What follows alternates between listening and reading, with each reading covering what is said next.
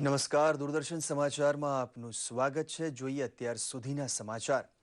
ઇસ્લામાબાદમાં પાકિસ્તાની વિદેશ મંત્રાલયના પ્રવક્તા કાઝી ખલીઉલ્લાહે કહ્યું છે કે ભારત અને પાકિસ્તાનના વિદેશ સચિવ વચ્ચે મંત્રણા યોજવાની તારીખ નક્કી કરવા માટે બંને દેશ વચ્ચે વાટાઘાટ ચાલુ છે, પરંતુ આવતીકાલે જે મંત્રણા યોજાનાર હતી તે હવે નહીં યોજાય.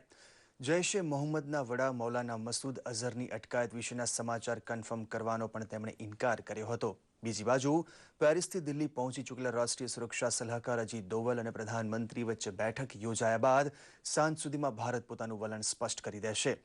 બુધવારે વિદેશ મંત્રી સુષ્મા સ્વરાજ અને પ્રધાનમંત્રી મોદી વચ્ચે આ મુદ્દે બેઠક યોજાઈ ચૂકી છે. આજે રાજ્યભરમાં ઉત્તરાયણ પર્વની ઉત્સાહભેર ઉજવણી થઈ રહી છે. વહેલી સવારથી જ પતંગ રસિયાઓ ધાબા પર ચડીને પતંગ ઉડાવી મજા માણી રહ્યા છે. રંગબેરંગી પતંગોથી આકાશમાં રંગીન નજારો જોવા મળી રહ્યો છે. કાપ્યો છે અને લપેટની બૂમોથી તહેવારનો માહોલ વધુ જામી ગયો છે. નાના બાળકોથી લઈ મોટેરાઓ સૌ આ પર્વની ઉજવણીમાં મશગુલ બન્યા છે. મકર સંક્રાંતિના દિવસે દાન પુણ્યનું પણ મહત્વ હોય છે. લોકો સવારથી દાન કરી પુણ્યનું ભાથું બાંધી રહ્યા છે. તો બીજી તરફ ઉત્તરાયણના પર્વમાં ઊંધિયું અને જલેબીને કેમ ભૂલાય. ધાબા પર પતંગ ચગાવતા ચગાવતા ઊંધિયું જલેબી પેસ્ટથી આરોગવું એ પણ એક રિવાજ બની ગયો છે. પરિણામે આજના દિવસે ઊંધિયું જલેબી ખરીદવા દુકાનોમાં વહેલી સવારથી જ લોકોની ભીડ જામી ગઈ હતી. દર વર્ષ કરતાં ભલે ઊંધિયું જલેબીના ભાવમાં વધારો થયો હોય, પરંતુ પતંગ રસિયાઓએ ઉત્તરાયણના દિવસે ઊંધિયું જલેબીની જયાફત માણવાનું ચૂકતા નથી.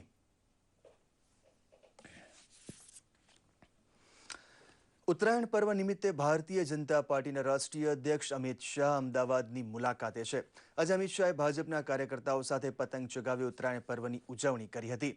તેમની સાથે હંમેશા સંકળાયેલા રહેલા આજના કાર્યકરો જ્યારે અમિતભાઈ અમદાવાદમાં હોય ત્યારે તેમની પાસે પહોંચી જતા હોય છે. અમિતભાઈએ જૂના સંબંધો તાજા કરી પક્ષ પ્રમુખ તરીકેનું અંતર રાખ્યા વગર પહેલાના અમિતભાઈ હોય તે રીતે કાર્યકરો સંગાથે પતંગનો આનંદ લૂંટ્યો હતો. ઉત્તરાયણ, બિહુ, પોંગલ જેવા તહેવાર નિમિત્તે અમિતભાઈએ દેશવાસીઓને શુભેચ્છાઓ પાઠવી હતી.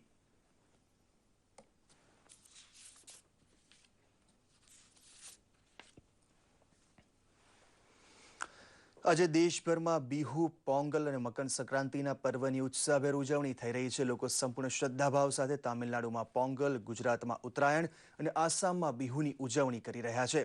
મકર સંક્રાંતિના દિવસે તામિલનાડુના લોકો પોંગલ પર્વની ઉજવણી કરે છે. આ દિવસથી પાકની કાપણી કરવામાં આવે છે, જેના કારણે પોંગલને તહેવાર કાપણી તરીકે પણ ઓળખવામાં આવે છે.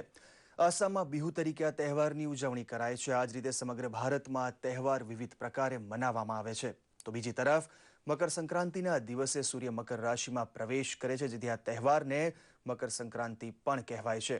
આ દિવસે તલ અને ગોળના લાડુ બનાવવાની પણ પરંપરા છે. પ્રધાનમંત્રી નરેન્દ્ર મોદીએ સમગ્ર દેશવાસીઓને બિહુ, પોંગલ, ઉત્તરાયણ અને મકર સંક્રાંતિની શુભેચ્છાઓ પાઠવી છે.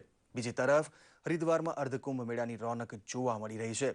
આજે અર્ધકુંભનો પ્રથમ મુખ્ય સ્નાન ચાલી રહ્યો છે, જેના માટે દેશભરમાંથી લાખો શ્રદ્ધાળુ હરિદ્વાર પહોંચ્યા છે. વહીવટીતંત્રે સુરક્ષા વ્યવસ્થાની દૃષ્ટિએ 31 પોલીસ સ્ટેશનો સ્થાપિત કર્યા છે. આ મેળામાં આગામી 5 થી 6 દિવસમાં 5 થી 6 લાખ શ્રદ્ધાળુઓ ઉમટે તેવી શક્યતા છે. સુરક્ષા માટે સમગ્ર વિસ્તારની ડ્રોન દ્વારા નજર રાખવામાં આવી રહી છે.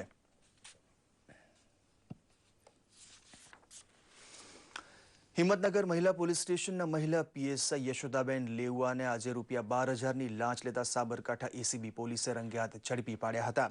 હિંમતનગર શહેરના અભિષેક ભટ્ટ નામના યુવાન પાસે દહેજ ધારના કેસમાં હેરાન ના કરવા અને કેસમાં મદદ કરવા માટે મહિલા પીએસઆઈ યશોદાબેન લેઉઆએ ₹20,000ની લાંચ માંગી હતી. ત્યારે પીએસઆઈને પાઠ ભણાવવા માટે આ યુવાને સાબરકાંઠા એસીબીમાં ફરિયાદ નોંધાવી હતી, જે અંતર્ગત એસીબીએ છટકું ગોઠવી મહિલા પીએસઆઈને ₹12,000ની લાંચ લેતા રંગે હાથ ઝડપી પાડ્યા હતા. અને લાંચના પૈસા કબજે લઈ મહિલા પીએસઆઈ વિરુદ્ધ લાંચ લેવાના ગુનામાં તેમની સામે ફરિયાદ નોંધી કાયદેસરની કાર્યવાહી હાથ ધરી હતી. મહિલાઓની સુરક્ષા અને સામાજિક માન સન્માન માટે રાજ્ય સરકાર દ્વારા શરૂ કરવામાં આવેલ 181 અભયમ હેલ્પલાઇનની પ્રશંસનીય કામગીરીને કારણે જૂનાગઢ જિલ્લાના કેશોદ ગામની તરુણીને આશ્રય મળ્યો છે.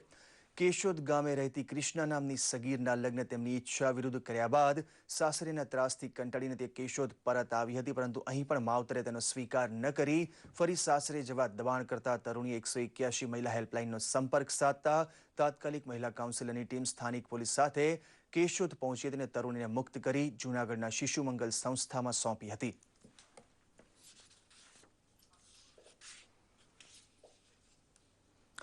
તો આ સાથે જ આ બુલેટિન સમાપ્ત કરીએ છીએ. નમસ્કાર.